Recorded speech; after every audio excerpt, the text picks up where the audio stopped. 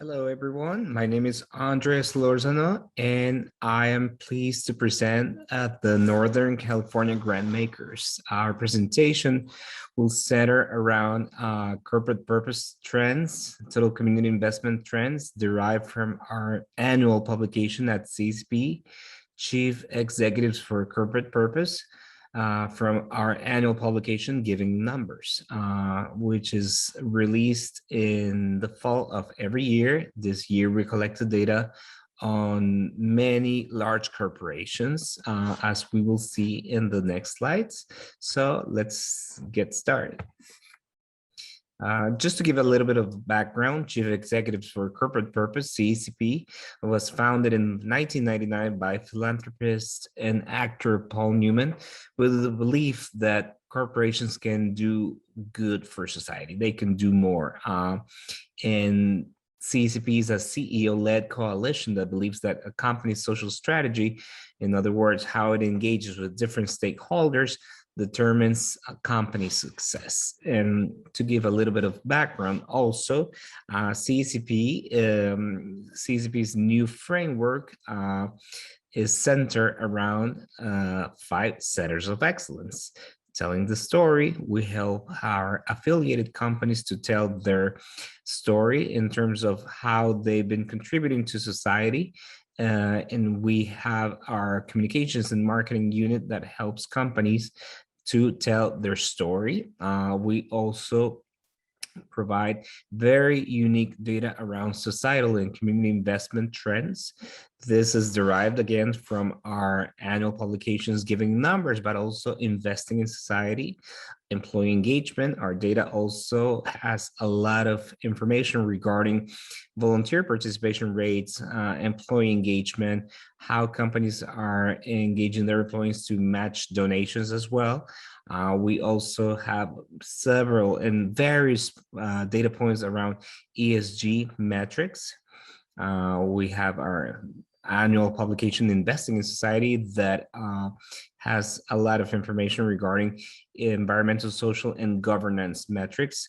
And also our other main center of excellence is related to DEI, diversity, equity, and inclusion. We've even had many advanced advisories in accelerate communities. These are opportunities in which our companies can participate in these deep dives of information regarding DEI or ESG, employee engagement, or any of the other centers of excellence as well.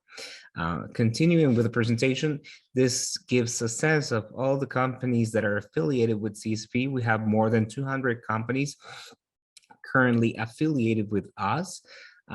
We have companies, the main requirement for a large corporation to be part of CECP is that any corporation that wants to be part of this network has to have at least $2 billion in annual revenues. So this is a little bit of our network of affiliated companies at CECP. And also just to give a little bit of background and context about Giving Numbers. We are releasing Giving Numbers 2021 edition in October of this year, at the end of October of 2021. This year we had 230 participants. We are very proud to say that we are the unrivaled leader on benchmarking regarding corporate social investment, in partnership with all these companies that have participated in this year's survey. The annual revenues of all the participants add up to $6.7 trillion. And to also give a little bit of context on the implication of the societal contributions from all the participants, if we add up all the total community investment from the participants, this adds up to $36 billion in 2020. That's more than the gross domestic product of any middle-income country in the world. Participants volunteer hours add up to 21 million, and the FTEs, all the leaders in the field that belong to these companies, sum up to 4,206 community investment full-time equivalents. We adapted this year's survey to incorporate and respond to some of the current circumstances that the world is enduring. We added for the first time data on COVID-19 response and also social justice and racial equity allocations from companies. We also did a deep dive into how companies were responding to employee engagement and presenting virtual volunteering to their employees, and how STEM was being invested in society, and also all the other contributions that are not typically counted in total community investment. These are included in what we call total social investment. In other words, the big S in the ESG, all the social contributions are beyond cash and in-kind donations. We'll see a little bit more. We'll talk more about this topic on investing in society, which will be released in the spring of next year. And just to give a sense of the proportion of companies that invested or decreased their contributions, what we have here is the percentage of companies that increased their median contributions.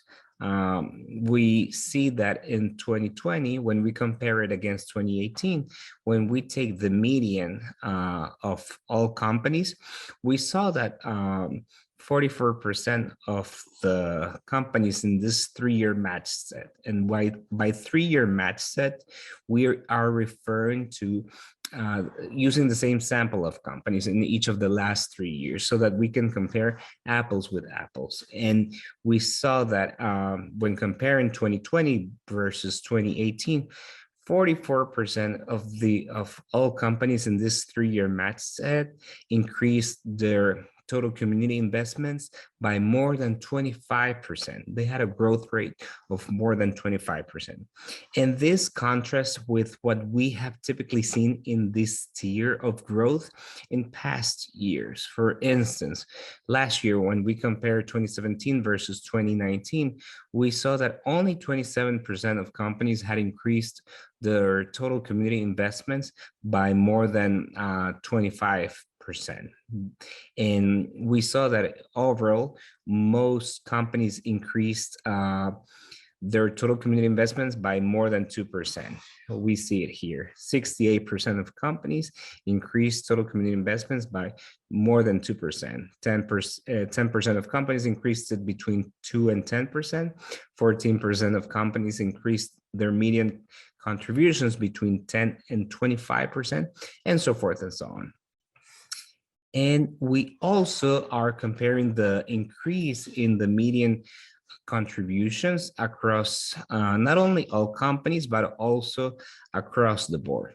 When we compare the median of total community investments versus in 2020 versus the median of the same set of companies in 2018, we saw that there was a growth rate of 41%, which is unseen. This has not been the case as far as I can remember. And just to give you a sense of how this growth rate of medians has been in the past, when we compared last year, 2019 versus 2017, the growth rate of the medians between 2019 and 2017 was just 7% compared to the 41% we are seeing here. And this is up to a certain degree and obviously in great proportion because of the response that companies had toward COVID-19. This is the response towards COVID-19 and also social justice movements. And we see also that the median of the growth rate between the medians between 2018 and 2020 across different industries varied greatly. We saw that the median of total community investments increased the most among healthcare companies by more than 100%. There was also a big increase across financials, but on the other side, we also saw decreases in the median of total community investments of -3% among communications. And you can see the rest of industries in this chart. But overall, the story is that across the board, there was an unseen growth rate in the median of total community investments, mainly driven by healthcare companies and also financials. And when this 41% can be also seen in a different way. What we have here is we are presenting the median of total community investments in a 3-year match set between 2018 and 2020. We saw that the median of total community investments across the board in 2018 was $25.9 million. In 2020, in this matched set of companies, it was 36.6. That's where basically where you can calculate the 41% of growth rate that we saw in the previous slide is derived from comparing this 36.6 against the 25.9. And if we break it down by different types of funding, we saw that there was a strong increase in the share of in-kind donations. For instance, the $36.6 million in median contributions can be broken down by $28.5 million that are equivalent to the total cash within this total community investment. And then 22% of this total community investment corresponds to in-kind donations, 8.1 million. So the share of in-kind donations in 2020 was higher than in 2018, relatively speaking. So again, there was a strong increase in the median of total community investments driven by the healthcare industry, and also by in-kind donations. And when we check within in-kind donations, what we have here is that what is inside those in-kind donations, or in other words, non-cash giving. And we saw that in a matched set of companies, of 81 companies, we saw the breakdown. We can see the breakdown of those in-kind donations. And we observed that, for instance, product donations went from 57% of all in-kind donations to 60%. And this was very much the case among healthcare companies that are typically that last year more specifically, and because of what was happening in the world, given the pandemic circumstances, there was a lot of product donations in the form of medical equipment, PPE, protective equipment. There was also a lot of donations in terms of medications. Pharmaceuticals donated a lot in regards to products.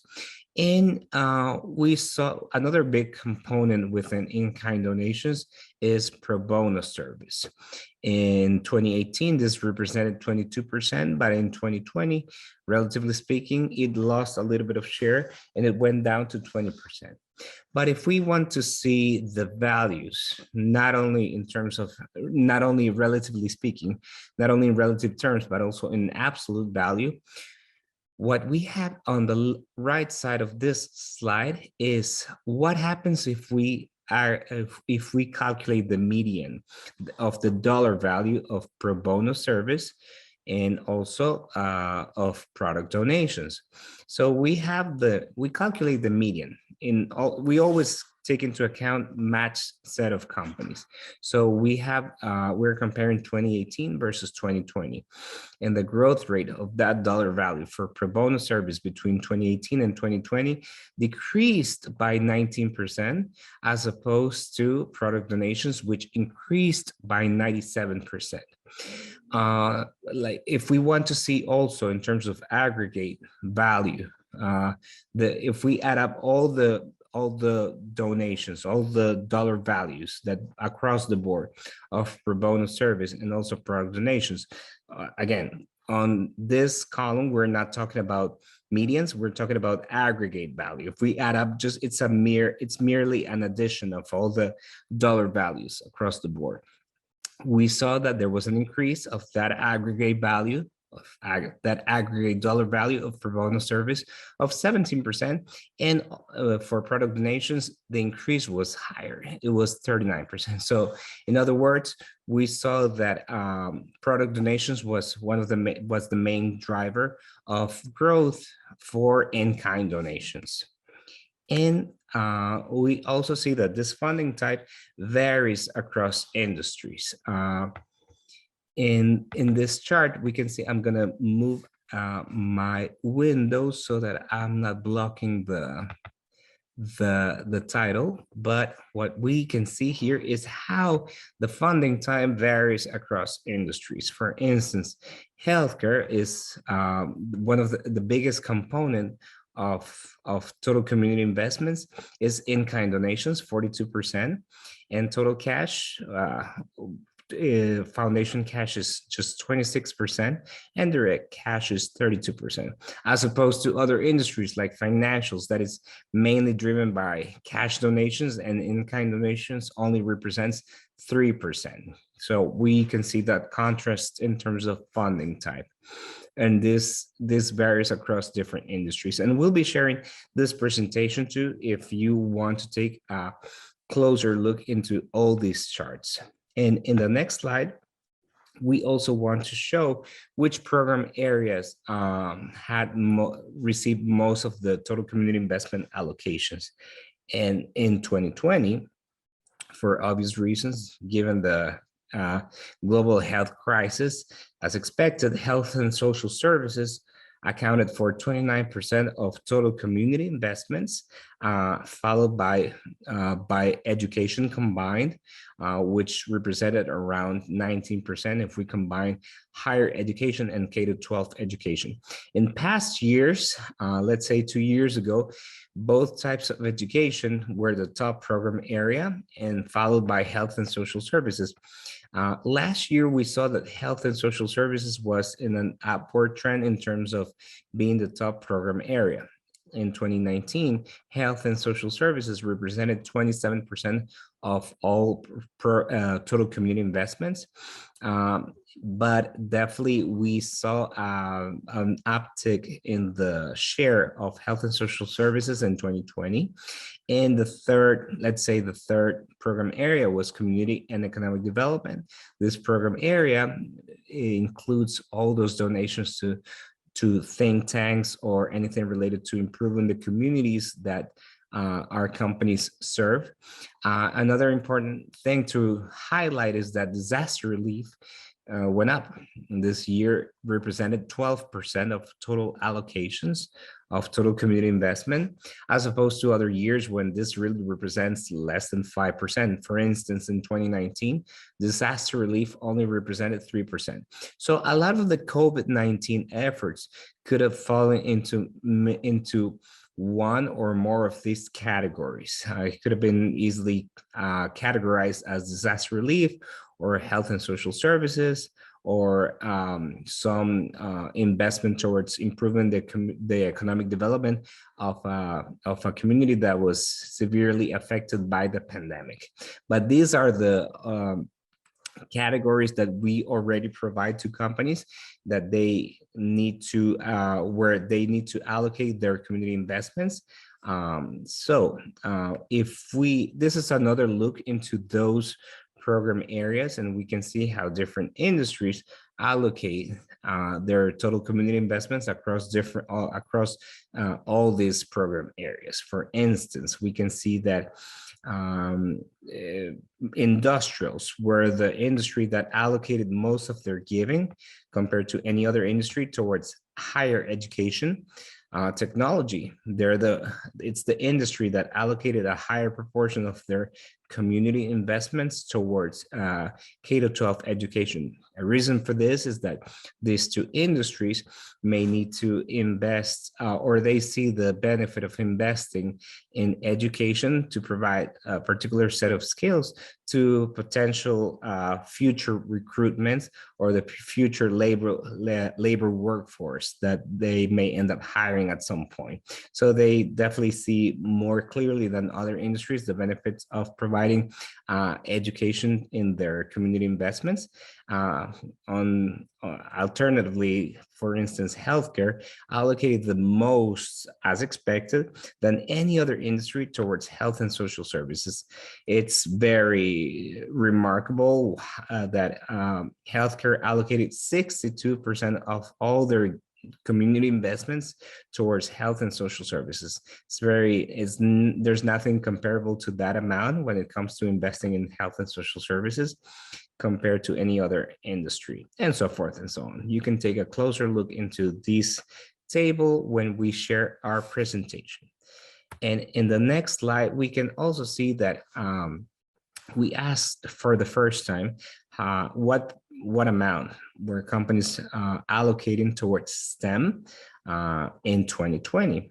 And we saw that in overall, across the board, 2.7% of all community investments went into STEM, but there were some industries, again, industrials and technology, had a remarkable higher investment towards STEM compared to any other industry. The reasons may be, again, the potential need to invest in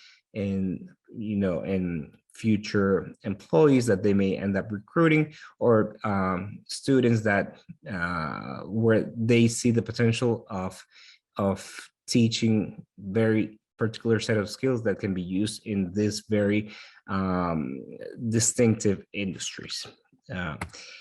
Also, we can see how community investments were allocated towards this program areas in terms of what were the highest median cash giving amounts for each program area. Health and social services received the highest median of cash giving in 2020, almost $4 million in 2020. Community and economic development was the other program area that received the highest median of cash giving. And in terms of the growth rate of those median of cash giving in a 3-year match set between 2018 and 2020, disaster relief was the one that increased the most. But again, remember, disaster relief represents a very small absolute number. So any big increase represents a big growth rate. So this needs to be observed with a grain of salt. Health and social services, on the other side, increased by 41%. And as opposed to even in 2019, we saw a decrease among health and social services when it came to the growth rate of median of cash giving. But in 2020, there was a significant increase of 41%. Community and economic development increased by 9%. Higher education, the increase was by 6%, and we saw decreases in the rest of the other program areas. Also, what we have in this other slide is we want to assess whether companies are putting their money where their mouth is. So we see a disproportion in terms of what companies say is their top priority focus area. In other words, instead of giving them the categories that already provided to them, the ones that we saw here, health and social services, environment, etc., we ask companies in an open-ended way, what is your top priority focus area? Some companies might have said, oh, my priority focus area was STEM, or it could have been DEI, but at the same time, they had to categorize those priorities into different program areas. So 30% of companies said that their top priority focus area was K-12 education. 14% said their top priority focus area was higher education. But when it came to see the actual investment in terms of dollars, the total allocation, we saw that that the investment in education was just 19% compared to this big proportion here. And we saw that 23% of companies said that health and social services was their top priority focus area, and it actually ended up receiving more allocation of community investments. What we also can derive from this chart is that 3% provided some other type of priority focus area, but when it came to allocations, some 17% of the allocations went into other. Typically, what is considered other is when companies cannot say whether a community investment went to one one of these other program areas. Sometimes our community investment can fall under more than one. So our theory is that in 2020, COVID-19 efforts might have been categorized in more than one program area. And that's why this 17% is so high. And in the following slide, we also asked for the first time, and it was the first time we were dealing with this situation, but we asked separately, what percentage of your allocations went into COVID-19 efforts? And regardless of the other program area that they responded in the prior, as we saw in the prior charts. And we also asked companies what percentage of their total community investment went into social justice and racial equity. And basically $1 out of $4 went into COVID-19 efforts in 2020, and just 6% went into social justice and racial equity, which was kind of surprising to us. But at the same time, one of our theories also is that it may be some of these efforts were not easily categorized or defined or collected in the data by some of our companies, as opposed to COVID-19 efforts. There were so many efforts that could not really be categorized as total community investments, like for instance, civic engagement or acts of kind, the way we call it was acts of kindness. Let's say an employee would call an elder person when they couldn't really go anywhere to give them, some encouragement, or some employees would do the groceries for people in their communities who couldn't really go to the supermarket. That wouldn't really go into total community investment. So that's one of our theories too. Also, another important aspect is that 93% of companies declared that their resources towards DEI, diversity, equity, inclusion, were on the rise. So basically, everybody is thinking, or at least considering, that their resources are dedicated towards achieving more diversity, equity, and inclusion. Another important aspect to highlight in 2020 is that, as expected, and given social distance measures and also the lockdowns, was that participation rates went down from 33% of employees volunteering at least 1 hour on company time to only 20%. So this was a decrease of 13 percentage points. But we also expect that this will go up in 2021 as the restrictions start decreasing, right? And as things start going back to normal.